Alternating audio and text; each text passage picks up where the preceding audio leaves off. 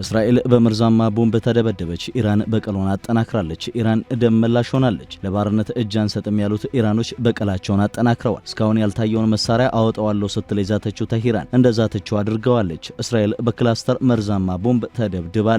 በኢራን የከፋ በቀል የቴል አቪቭ ጀርባ አይሆኑ ሆኖ ቆስሏል። የአያቶላ የደም ልጆች አይሁዳውያንን እየተበቀሏቸው ነው። ሄዝቦላም መላውን ሮኬት ወደ ቴል አቪቭ አቅጣጫ እየተኮሰ ነው። እስራኤል በኢራን በቀል አርጩማ እየተደበደበች ቢሆንም ኔታንያሁ ግን ህዝቡን የሚሳኤል ራት አድርገው ጀርመን ገብተዋል። የምዕራቡ ዓለም ሚዲያዎች ግን ኔታንያሁ ጀርመን ሆነው ጦርነቱን እየመሩ መሆኑን ለመዘገብ አልደፈሩም። ይህንን ጊዜ ምናልባት አያቶላ ሩሲያ ተቀምጠው ጦርነቱን ለመምራት ቢሞክሩ ኖሮ ፈሪ ብለው ያብጠለጥሏቸው ነበር። ነገር ግን ቢቢሲ ጀርመን ተቀምጠው ጦራቸውን ለማዘዝ መወሰናቸውን ትንፍሽ ለማለት አልሞከረም። ውድ የቻናላችን ቤተሰቦች የኢራን በቀል ከፍቷል።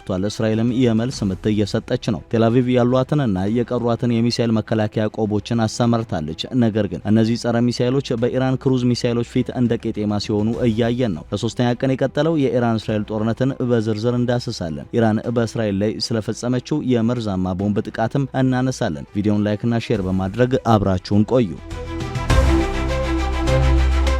እስራኤል ጀርባዋ ተላልጧል። የኢራን ሚሳኤሎች የቴል አቪቭን ጀርባ እያቆሰሉት ይገኛሉ። ነገሩ እጅግ ከብዷል። በአያቶላ ሞት አራስ ነብር የሆነችው ኢራን በመርዛማ ቦምብ የእስራኤል ከተሞችን አጋይታለች። ከኢራን የተተኮሰ ባላስቲክ ሚሳኤል ከኢየሩሳሌም በስተምዕራብ በምትገኘው ቤት ሺሜሽ ከተማ ውስጥ በሚገኝ የመኖሪያ መንደር ላይ ባደረሰው ቀጥተኛ ጥቃት የ9 ሰዎች ሕይወት ሲያልፍ ከ40 በላይ የሚሆኑ ደግሞ ለተለያዩ አካል ጉዳቶች ተዳርገዋል። ሚሳኤሉ በሰፈር ውስጥ የሚገኝ አንድ ምኩራብ ሙሉ በሙሉ ያደቀቀ ሲሆን ከስሩ የሚገኘውን የህዝብ ቦምብ መጠለያና አቅራቢያ ያሉ ቤቶች ላይም ከፍተኛ ውድመት አድርሷል። ይህ ቦምብ መርዛማና በዓለም አቀፍ ሕግ መሰረት የተከለከለውን ክላስተር ቦምብ መያዙን እስራኤል አሳውቃለች። የማግን ዳዊት አዶም የአምቡላንስ አገልግሎት 8 ሰዎች በቦታው መሞታቸውን ያረጋገጠ ሲሆን 9ኛው ሰለባ ደግሞ ሆስፒታል ከገባ በኋላ ህይወቱ አልፏል። ከቆሰሉት መካከል ህጻናት የሚገኙባቸው ሲሆን በደረሰባቸው ከባድና መካከለኛ ጉዳት በኢየሩሳሌም በሚገኙ ሆስፒታሎች ሕክምና እየተደረገላቸው ይገኛል። የእስራኤል መከላከያ ኃይል ሚሳኤሉን በአየር ላይ መምታት ሳይቻል የቀረበትን ምክንያትና የመጠለያውን ጥንካሬ በሚመለከት ምርመራ መጀመሩን አስታውቋል። የአየር መከላከያ ስርዓቶች በስራ ላይ ቢውሉም በግምት 500 ኪሎ ግራም የሚመዝን ፈንጂ የተሸከመውን ይህንን ሚሳኤል ማክሸፍ ያልተቻለበት ሁኔታ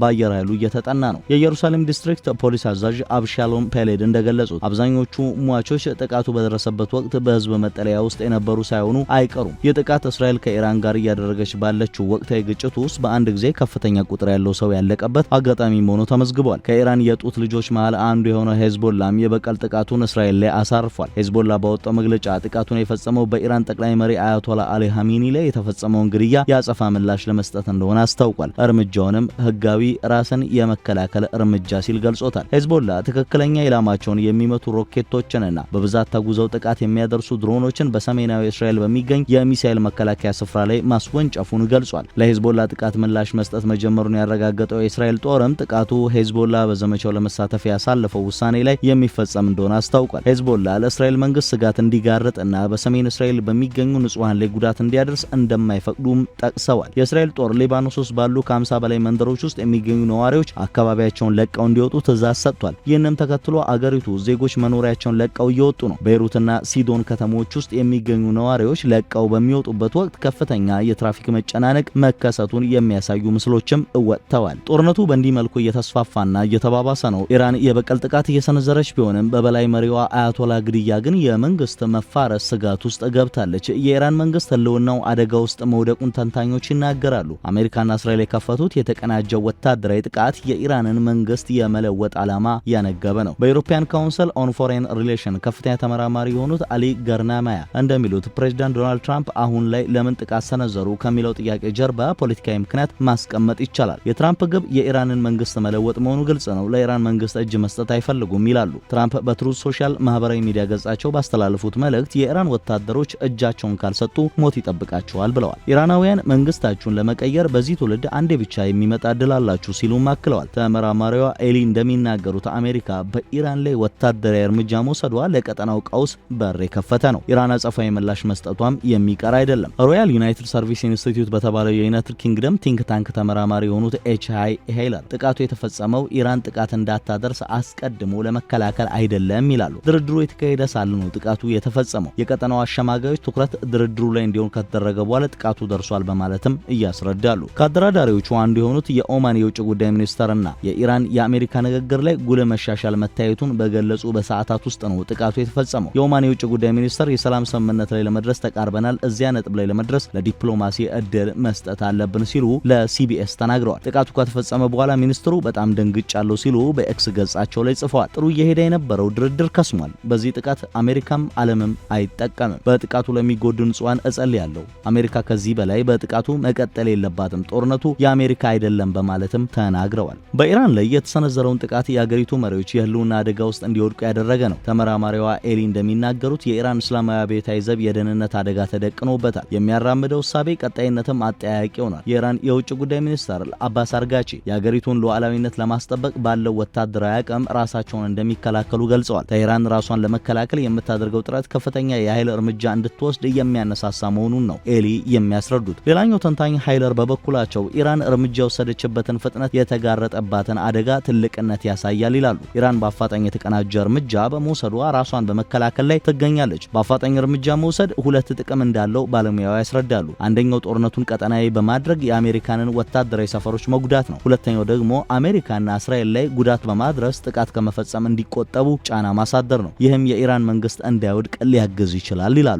በቻተም ሃውስ ቲንክ ታንክ መካከለኛው ምስራቅና ሰሜን አፍሪካ ጥናት ክፍል ዳይሬክተር ሳናም ቫኪል እንደሚሉት የኢራን እስላማዊ አብዮታዊ ዘብ ራሱን ከውድቀት ለመታደግ እየሞከረ ነው። ራሱን በፍጥነት ከውድቀት ማዳን የሚችለው ጦርነቱን ቀጠናዊ በማድረግ ነው። ብዙ ሀገሮች መረጋጋት ሲርቃቸው ጦርነቱ በአጠቃላይ የመካከለኛው ምስራቅ ይሆናል ይላሉ አጥኚዋ። አክሲስ ኦፍ ሬዚስታንስ በሚል የሚታወቁት የኢራን አጋሮች ከቅርብ ጊዜ ወዲህ በተደጋጋሚ ጥቃት ሰለባ ቢሆኑም አቅማቸውን ማደራጀት እንደሚችሉ ተንታኞች ያስረዳሉ።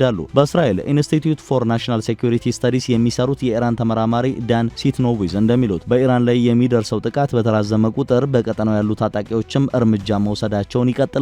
አሜሪካና እስራኤል አሁን ላይ ጥቃት ለመሰንዘር የወሰኑት የኢራን መንግስት ደካማ ነው ብለው በማመናቸው እንደሆነ ያስረዳሉ። የሁለቱ ሀገራት የተቀናጀ ጥቃት የኢራንን አስተዳደር በማዳከም የመንግስት ለውጥ እንደሚያመጣም ያምናሉ። የአሜሪካና እስራኤል ስሌት የተሳሳተ ከሆነ ግን ከፍተኛ ቀውስ እንደሚከተል ይገልጻሉ። አሁን እየተፈጸመ ያለው ጥቃት የኢራን መንግስት እጅ እንዲሰጥ የሚያደርግ ላይሆን ይችላል። ከዚህ በኋላ የዲፕሎማሲ መንገድ መከተልም የሚቻል አይመስልም። ታዲያ እንዴት ስኬታማ መሆን ይችላሉ ሲሉ ይጠይቃሉ። ተንታኞቹ የሚስማሙበት ነጥብ የኢራን መንግስት አጣብቂኝ ውስጥ መግባቱ ነው። ለአሜሪካና መካከለኛው ምስራቅ የተራዘመ ጦርነት መነሻ ሊሆን ይችላል ይላሉ ኤሊ። ትራምፕ የመንግስት ለውጥ ለማምጣት የገቡበት ቢሆንም ረጅምና ፈታኝ ጉዞ ይጠብቃቸዋል። ነገሮች የበለጠ ውስብስብ የሚሆኑበት እድልም ሰፊ ነው። ሃይለር በበኩላቸው ግጭቱ ለቀናት ወይም ለሳምንታት ይቀጥላል። ኢራን ያጸፋ ምላሽ መስጠት ስትቀጥል የአገሪቱ መንግስት ቀውስ ውስጥ መውደቁ አይቀሬ ነው ሲሉም ያስረዳሉ። ኢራናውያን የመንግስት ለውጥን አዎንታዊ ውጤት አድርገው ሊወስዱት ቢችሉም አገሪቱ ነውጥ ውስጥ ልትገባም ትችላለች። ተንታኞቹ እንደሚሉት ደም መፋሰሱ እንዲገታ ዓለም አቀፉ ማህበረሰብ ኢራንና አሜሪካ